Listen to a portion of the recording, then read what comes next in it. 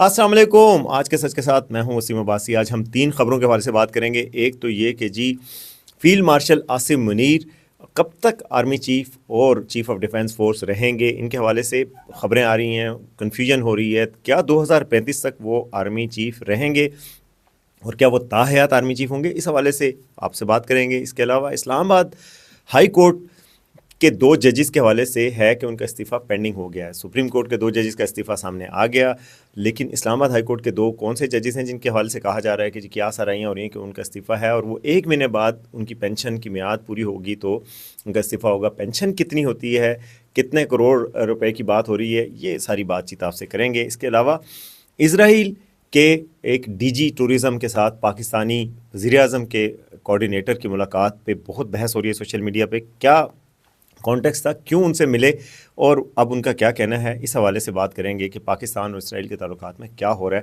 اس پہ بھی بات کریں گے. سب سے پہلے اس چینل کو سبسکرائب کریں تاکہ ہم آپ کو بتائیں کہ اس ملک میں ہو کیا رہا ہے اور کیوں ہو رہا ہے.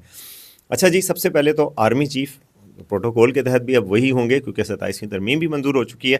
تو فیلڈ مارشل عاصم منیر جو ہے ان کے حوالے سے کل ترمیم بھی کی گئی اور آرمی ایکٹ میں بھی ترمیم کی گئی 27ویں ترمیم کے بعد. تو آرمی ایکٹ کی جو ترمیم تھی اس میں جو ٹیکنیکل لینگویج یوز کی گئی اس کے مطابق آرمی چیف کو چیف آف ڈیفنس فورس بھی یعنی CDF بھی بنایا جا رہا ہے. تو CDF اصل میں انہوں نے کہا جب آپ کے ساتھ CDF ہو گیا تو گنتی شروع سے شروع ہوگی, یعنی CDF کی میعاد جو ہے وہ 5 سال ہے تو آپ کی میعاد بھی 5 سال سے شروع ہوگی. اور جو آرمی چیف جو پہلے آپ رہے ہیں 3 سال جو 2022 میں نومبر میں وہ ہوئے تھے, انہوں نے کہا وہ تو اس کو چھوڑے نا, اب نئے سرے سے گنتی شروع کرتے ہیں. شہباز شریف صاحب نے کہا تو وہ پرائم منسٹر شہباز شریف صاحب اور جو یہ ساری بنی ہے 27ویں ترمیم جن نے منظور کروائی, انہوں نے کہا گنتی نئے سرے سے شروع ہوگی.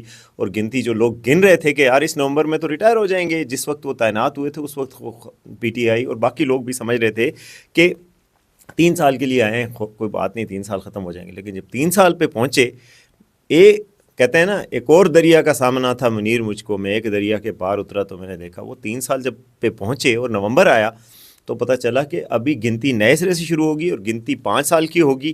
اور صرف یہ بات نہیں ہے, جو ترمیم کی گئی ہے, جو قانون بنایا گیا ہے, میں اس کو آپ کے سامنے واضح کرنا چاہ رہا ہوں. اس قانون کے تحت یہ 2030 تک آرمی چیف بھی رہیں گے, چیف آف ڈیفنس فورس بھی رہیں گے, فیلڈ مارشل بھی رہیں گے اور سب کچھ رہیں گے. اس کے ساتھ ساتھ قانون کے تحت جو نیا قانون بنا ہے, جو نیا قانون آ چکا ہے, اس کے تحت وہ ان کو ایک اور ایکسٹینشن بھی مل سکتی ہے. تو جو اور ایکسٹینشن ملے گی وہ 5 سال کی ہوتی ہے. تو اگر 5 سال کی ہوتی ہے تو نومبر 2030 میں 5 سال کی ایکسٹینشن ملے تو نومبر 2035 میں جو ہے وہ اب تک ان کی میعاد ہو جائے گی. نومبر 2035 کو آپ ذرا امیجن کریں اپنی اپنی عمروں کے حساب سے. فیلڈ مارشل کی عمر تو اس وقت 57 سال ہے, تو وہ 67 سال کے ہو چکے ہوں گے. عمران خان صاحب کی عمر کوئی 70 کے قریب ہے تو وہ 80 سال کے ہو چکے ہوں گے. نواز شریف صاحب کی عمر کے حساب سے دیکھیں تو وہ بھی 82 سال کے ہو چکے ہوں گے. آپ کے بچے بڑے ہو چکے ہوں گے. ہمارا پتہ نہیں کیا ہوگا, اب دنیا میں ہوں گے بھی کہ نہیں ہوں گے, چلیں جو اللہ نے زندگی رکھی ہے. مگر یہ مطلب دنیا بدل چکی ہوگی. جو بچے ابھی بیٹھے ہیں ان کو ووٹنگ رائٹ مل جائیں گے. جو 10 سال کے بچے ہیں وہ 20 سال کے ہو چکے ہیں, کئیوں کی شادیاں ہو چکی ہوں گی. مطلب سب کچھ بدل چکا ہوگا. اس وقت تک وہ ادھر ہی ہیں.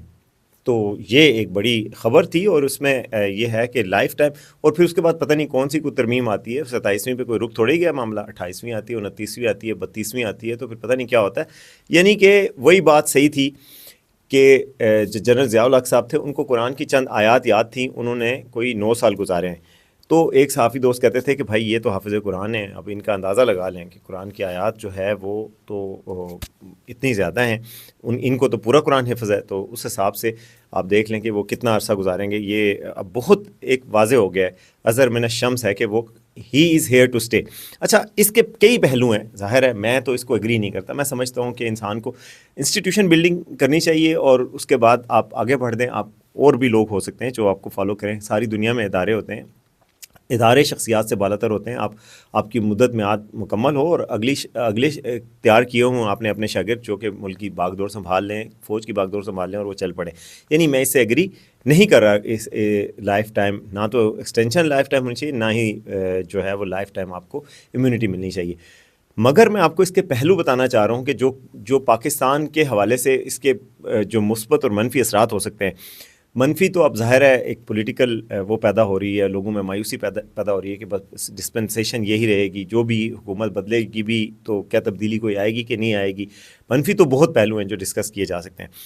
مثبت پہلو جو ہیں وہ جو بہت سوچ سمجھ کے بعد جو سامنے آ سکتے ہیں وہ یہی ہو سکتے ہیں کہ جی انٹرنیشنل ریلیشنز میں چائنا ماڈل کی طرز پہ پاکستان میں یہ کنٹینیوٹی کا لوگوں کو بتایا جا سکتا ہے کہ جی آپ انویسٹمنٹ پاکستان میں لا رہے ہیں، پتہ نہیں لگتا کہ کوئی کس کی حکومت آئے گی، وہ سی پیک رول بیک کر دے گی، منصوبے ختم ہو جائیں گے، امریکہ کے ساتھ کوئی معاہدہ تو ختم ہو جائے گا منرلز کا۔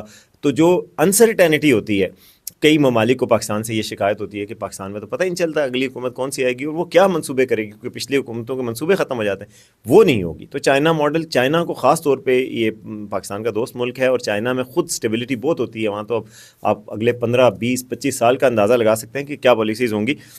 ان کو بھی یہ پاکستان سے بہت شکایت تھی کہ یہاں پہ اسٹیبلٹی، استحکام نہیں ہوتا اور پولیٹیکل کنٹینیوٹی کا نہیں پتہ لگتا۔ تو وہ ایک مثبت پہلو یہ نکلتا ہے کہ جی کئی ملکوں کو اب پتہ ہوگا یار اگر ہم نے معاہدے ڈیلز کرنی ہے تو ظاہر ہے جو پاکستان میں سب سے پاورفل پوسٹ ہے وہ ادھر ہی ہے، اور 2030 تک تو پکی بات ہے اور 35 تک بھی تقریباً پکی بات ہے۔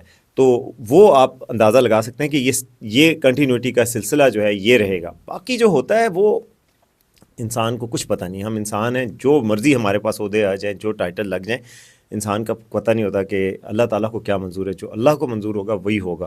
بہرحال یہ ایک سینیریو ہے جو میں چاہ رہا تھا کہ آپ کے سامنے بیان کروں۔ اب آتے ہیں جی کورٹس کے حوالے سے، جوڈیشری پہ۔ آج میں گیا تھا اسلام آباد ہائی کورٹ، جب وہاں پر ہی آئینی عدالت کے جج جو ہے وہ ججز کے جو ہے وہ تقریب حلف برداری ہو رہی تھی۔ جسٹس امین الدین کی پہلے خود تقریب حلف برداری ہوئی وہ ون صدر میں، پھر انہوں نے اوتھ لیے ججز کے، 3 کے ہو گئے، 3 کے ابھی نہیں ہوئے۔ جسٹس جو کے آگئے ہیں وہ کل آ رہے ہیں، ابھی تھوڑی دیر پہلے خبر آ رہی تھی۔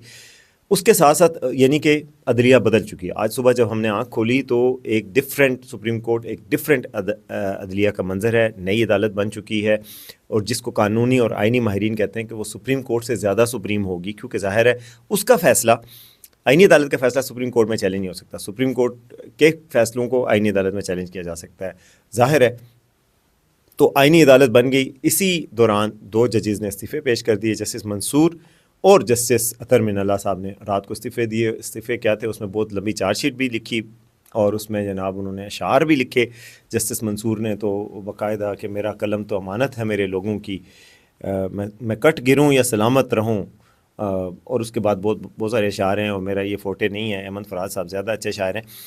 تو انہوں نے جناب شعر و شاعری بھی لکھی اور لکھا کہ یہ عدلیہ کی جو ہے یہ 27ویں ترمیم نے آزادی کو ختم کر دیا ہے، اور انہوں نے چیف جسٹس یہ آفریدی کے حوالے سے بھی لکھا کہ جی یہ جو ہے انہوں نے اپنی نوکری کو ترجیح دی، اور بجائے اس کے کہ عدلیہ کے ادارے کو بچاتے، سپریم کورٹ ختم ہو گئی ہے انہوں نے کہا۔ پھر اس کے بعد جیسے اطہر من اللہ کا استعفیٰ بھی آیا، ان کا استعفیٰ تھوڑا ایک صفحے پہ مشتمل تھا، اس میں بھی انہوں نے عدلیہ کی آزادی کے انڈرمائن ہونے کی بات کی۔ لیکن کچھ لوگوں کا کہنا ہے کہ جیسے اطہر من اللہ جو ہے وہ تو اگلے ماہ ریٹائر ہو جانے والے تھے، اگلے ماہ نہیں مطلب اگلے سال کے شروع میں ہی، تو انہوں نے اس سے پہلے استعفیٰ دے دیا۔ مگر یہ دونوں ججز جو ہے وہ انہوں نے استعفیٰ دے دیا۔ ان کا جانا بہرحال لیگل فرٹرنیٹی جن سے ہماری بات ہوتی ہے وہ کہتے ہیں یہ افسوسناک بات ہے کہ یہ رہتے چلیں اندر رہ کے مزاحمت کرتے، اگر ان کو لگ رہا تھا کہ یہ عدلیہ کی آزادی کا مسئلہ نہیں حل ہو رہا اور عدلیہ اس طرح نہیں ہے، تو اس طرح کے اچھے ججز کا اندر ہونا بھی موجود ضروری ہوتا ہے۔ لیکن بہرحال ان کا یہ فیصلہ ہے۔ لیکن میں آپ کو اسلام آباد ہائی کورٹ کے حوالے سے بتا رہا ہوں، کل ہی یہ خبریں آنا شروع ہو گئیں کہ جی استعفے پہ استعفے آ رہے ہیں، اور جگہوں سے آ رہے ہیں، لاہور ہائی کورٹ سے آ رہے ہیں، اسلام آباد ہائی کورٹ سے آ رہے ہیں۔ اسلام آباد ہائی کورٹ سے بہت سارے لوگوں نے رپورٹ کر رہے تھے کہ جی شاید جسٹس جہانگیری ہیں وہ استعفیٰ دے دیں، جیسے بابر ستار ہیں وہ استعفیٰ دے دیں۔ جیسے بابر ستار کا آپ کو پتہ ہے کہ وہ اپوائنٹ ہوئے تھے اور وہ بڑے سمجھدار اور بہت پڑھے لکھے لائر ہیں۔ ان کے حوالے سے کنٹروورسی پھیلائی گئی تھی کہ جی ان کی ڈوئل نیشنلٹی یا ان کا گرین کارڈ کے حوالے سے وہ انہوں نے واپس بھی کر دیا، اس کے حوالے سے بات ہوئی۔ جسٹس جہانگیری کی ڈگری کے حوالے سے کیسز لگے ہوئے ہیں سپریم کورٹ میں، یہ ان کے حوالے سے بھی آ رہا تھا کہ شاید یہ 2 ججز ہیں، یہ بھی ظاہر ہے ان 5 ججز میں بھی شامل تھے جنہوں نے خط لکھا تھا اس سے پہلے اور کہا تھا کہ جی ہم پہ دباؤ ہے، اور اس کے بعد سے بہت ہلچل مچی تھی۔ اسی کے بعد ساری ترمیمیں آنا شروع ہوئی ہیں۔ تو وہ ان 2 ججز کے حوالے سے کہا جا رہا ہے کہ جی شاید یہ بھی استعفیٰ دے دیں اور یہ اگلے مہینے دے دیں۔ ابھی میں انصار عباسی صاحب کی ٹویٹ دیکھ رہا تھا، انہوں نے کہا کہ جی 2 ججز کا استعفیٰ کیا اس مہینے یا اگلے مہینے؟ انہوں نے کہا کہ اگلے مہینے اگر استعفیٰ دیتے ہیں تو ان کو پینشن ملے گی، کیونکہ پینشن کے لیے ہائی کورٹ کا یہ رول ہے کہ 5 سال آپ کی میعاد پوری ہو تو آپ پینشن کے لیے ایلیجیبل ہو جاتے ہیں، اور پینشن جو ہے وہ ایک تو یکمشت ہوتی ہے اور ایک آپ کی تنخواہ کا حصہ بنتی ہے. اچھا میں حساب لگوا رہا تھا کہ کوئی 14 لاکھ کے قریب تنخواہ ہے. اگر ایک اسلام آباد ہائی کورٹ کے جج ہوں آپ تو آپ کی تنخواہ تقریباً 14 لاکھ روپے کے قریب ہے. جو پینشن ہوتی ہے اس کے 50% کے قریب ہوتی ہے, اس سے بھی زیادہ ہوتی ہے. تو وہ ایک تو وہ پینشن ہوتی ہے, دوسری جو ہے وہ اچھی خاصی جو اماؤنٹ ملتی ہے آپ کو کیلکولیٹ ہوتی ہے جتنی آپ نے ایج سرو کی ہے اس کے مطابق 7 سے 13 کروڑ روپے تک کی آپ کو اماؤنٹ ملتی ہے جب آپ آپ ریٹائر ہوتے ہیں 5 سال کے بعد. تو وہ جو پینشن ہے وہ اگر 5 سال ان کے پورے ہوتے ہیں تو ان کو یہ یعنی کہ جو 7 سے 13 کروڑ کا فگر آ رہا ہے, مختلف فگرز کوٹ کیے جا رہے ہیں, وہ جو ہے کیلکولیشن ہوتی ہے آپ کی ایج کے مطابق, تو لیکن کروڑوں میں ہوتی ہے, یعنی 5 کروڑ سے اوپر اور 10 کروڑ سے نیچے یا 13 کروڑ سے نیچے اس طرح کا کوئی فگر کوٹ کیا جا رہا ہے.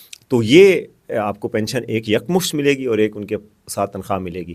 تو کہا یہ جا رہا ہے کہ جی یہ اس کا انتظار ہو رہا ہے, لیکن ظاہر ہے یہ رومرز چل رہی ہیں کہ شاید اس وجہ سے استعفاء نہیں آئے یا ان دنوں میں نہیں آئیں گے. اگر ابھی کریں گے تو یہ مسئلہ ہوگا, اور اگر بعد میں کیا جائے گا 1 مہینے بعد تو پھر پینشن اور یہ ساری مراعات کے لیے ایلیجیبل ہو جائیں گے. بہرحال اب دیکھتے ہیں کہ کیا ہوتا ہے. ظاہر ہے یہ ایک ڈیولپمنٹ ایسی ہوئی ہے جس کو لیگل فرٹرنیٹی اور جو قانونی ماہرین ہیں اس کو افسوسناک قرار دے رہے ہیں. کیا وکلا تحریک چلے گی, اس حوالے سے میں آپ کو بتاؤں کہ مشکل لگ رہا ہے. میں اسلام آباد ہائی کورٹ بار کے صدر سے بات ہو رہی تھی میری, وہ کہہ رہے ہیں کہ جی ہم تو اس ترمیم کے حق میں ہیں. سپریم کورٹ بار کو دیکھ لیں, وہ بھی ترمیم کے حق میں ہیں. تو اس کہا ہے کچھ بارز نے لاہور اور کراچی کی طرف سے کہ ہم تحریک چلائیں گے, ہمیں مسترد کرتے ہیں 27ویں ترمیم کو. لیکن جو ایک مومنٹم چاہیے ہوتا ہے 2007 میں حاصل تھا, جو تمام بارز بھی متفق تھیں, سیاسی جماعتیں بھی متفق تھیں اور اسٹیبلشمنٹ کے کچھ حصے نے بھی حمایت کی تھی, وہ اب مومنٹم نہیں ہے. تو وکلا تحریک کتنی چل سکتی ہے کتنی نہیں چل سکتی, میرا خیال ہے یہ اس طرح کا مومنٹم بنانا مشکل ہوگا, خاص طور پہ جب آئینی عدالت کے لیے ججوں نے حلف بھی اٹھا لیے. دیکھ رہے ہیں کہ کوئی ایسی آج کوئی قیامت بھی نہیں آئی, کوئی اتنا بڑا وہ استعفوں کا بھی ایک بڑا لامتناہی سلسلہ نہیں شروع ہوا. تو وہ اب لاوا آہستہ آہستہ پکے تو اور بات ہے, لیکن ابھی تک کوئی مومنٹم نہیں بن رہا اور لگ نہیں رہا کہ کوئی بڑی وکلا تحریک اب چل سکتی ہے. اب آتے ہیں جی آخری خبر کی طرف, اور وہ ہے جی اسرائیل اور پاکستان کے حوالے سے بڑا وائرل ہو رہا ہے کہ جی ایک اسرائیل کے ڈی جی ہیں ٹورزم کے, وہ مائیکل سم تھنگ, ان کی ملاقات ہوئی ہے سردار یاسر الیاس سے. یاسر الیاس تنویر الیاس کے بھائی ہیں جو سینٹورس کے مالک ہیں, اور یہ دونوں پارٹنرز ہیں سینٹورس میں, اور ان کے ساتھ یہ لگتا ہے کہ یہ کوارڈینیٹر ہیں پرائم منسٹر شہباز شریف صاحب کے ٹورزم پہ. یہ کوئی ان کی ایک ویڈیو وائرل ہو رہی ہے جس میں یہ اسرائیلی آفیشیلز ہیں ان کے ساتھ مل رہے ہیں اور کہہ رہے ہیں کہ وی آر اوپن ٹو ایوری تھنگ, اور ہنس کے بات کر رہے ہیں. اس پر سارے لوگ تنقید کر رہے ہیں کہ بھائی یہ تو آپ اسرائیل سے تعلقات بنانے لگے ہیں, ابراہم کارڈ میں جانے لگے ہیں, کیا کرنے لگے ہیں, کیوں ملاقات کی ہے انہوں نے, کیا پاکستان کی حکومت کچھ سوچ رہی ہے. تو اس حوالے سے ہم نے فارن آفس میں بھی پوچھا, فارن آفس نے کہا کہ ایسی کوئی بات نہیں ہے, کوئی اتھرائزیشن نہیں تھی حکومت کی طرف سے ان کو, نہ ہمیں نالج میں ہے کہ ان کی کوئی میٹنگ ہوئی ہے. پھر انہوں نے کہا کہ اگر ایسا ہے تو کوئی اتھرائزیشن نہیں ہے. ظاہر ہے پاکستان کی پالیسی اسرائیل کو تسلیم نہیں کیا جاتا کہ جب تک کہ وہ ایک فلسطینی ریاست آزاد قائم نہیں ہوتی جس کا یروشلم کیپٹل ہو, جس کا کیپٹل بیت المقدس ہو. اچھا تنویر جو الیاس کے بھائی ہیں سردار الیاس, انہوں نے بھی اپنا بیان ایک جاری کیا, اس میں انہوں نے کہا کہ بھائی ان کے ساتھ دھوکہ ہوا ہے. انہوں نے کہا جی پاکستانی پویلین بنا ہوا تھا, وہاں ایک کانفرنس ہو رہی تھی جس میں پاکستان کے کوئی بڑا وفد 30 سے زائد ارکان کا وہ لے کے گئے تھے, اپنے خرچے پہ لے کے گئے تھے, وہاں پہ پاکستانی ٹورزم کو پروموٹ کر رہے تھے. اس جگہ پر اسرائیل کے یہ وفد آئے, یہ لوگ آئے کچھ, اور بغیر بتائے آئے, انہوں نے تعارف بھی نہیں کروایا. ظاہر ہے بیچ ہے تو ان کے لگے ہوئے تھے, وہ نظر آ رہے ہیں سوشل میڈیا پہ, لیکن انہوں نے کہا کہ وہ آ گئے میرے اور بغیر اناؤنس آئے, کوئی پری پلان میٹنگ نہیں تھی, اور آ کے انہوں نے ملا تو ہم نے ان کو جیسے گریٹ کرتے ہیں وہ گریٹ کیا. تو اس میں کوئی پلاننگ نہیں تھی, کوئی ایسی نہیں تھی, انہوں نے بھی اس کی تردید کی ہے. تو یہ سوشل میڈیا پہ چل رہا ہے بہرحال کہ جی ملنا جو ہے وہ کیوں ملے ہیں آپ ان سے. یہ تھا جی آج کا شو, امید ہے آپ کو پسند آئے گا. دیکھتے رہیں آج کا سچ.